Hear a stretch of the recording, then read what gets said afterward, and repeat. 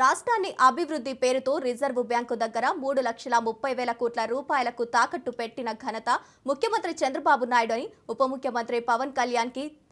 దక్కిందని అన్నారు మాజీ మంత్రి పేర్ని నాని. గత వైసీపీ ప్రభుత్వ హయాంలో ప్రజా అభివృద్ధి సంక్షేమ కార్యక్రమాల కోసం జగన్మోహన్ రెడ్డి 60 నెలల కాలంలో చేసిన అప్పు కూటమి ప్రభుత్వం స్వలాభాల కోసం 22 నెలల కాలంలోనే అధిగమించిందని తెలిపారు. రాష్ట్రాన్ని ప్రజలను రిజర్వు బ్యాంకు దగ్గర తాకట్టు పెట్టిన ఘనత కూటమి ప్రభుత్వం దక్కించుకుందని విమర్శించారు.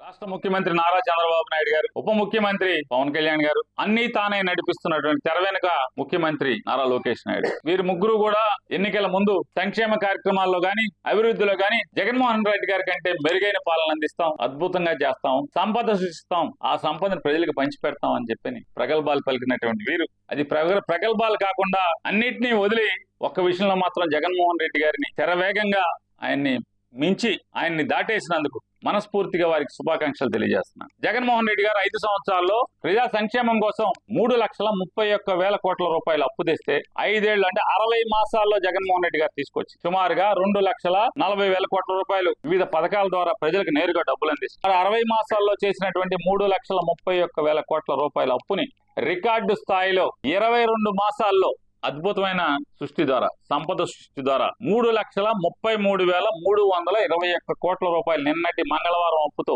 వారం మంగళవారం అప్పుకు బొచ్చుచ్చుకుని రిజర్వ్ బ్యాంకు దగ్గరికి వెళ్తున్నటువంటి నారా చంద్రబాబు నాయుడు గారు, పవన్ కళ్యాణ్ గారు, లోకేష్ నాయుడు గారి యొక్క అప్పు 20 రాష్ట్రానికి ప్రజలను తాకట్టు పెట్టి తీసుకొచ్చినటువంటి అప్పు 22 మాసాల్లో 3,33,321 కోట్ల రూపాయలకి చేరి జగన్మోహన్ రెడ్డి గారు 60 మాసాల్లో చేసినటువంటి అర్థవంతమైన అప్పుని దాటి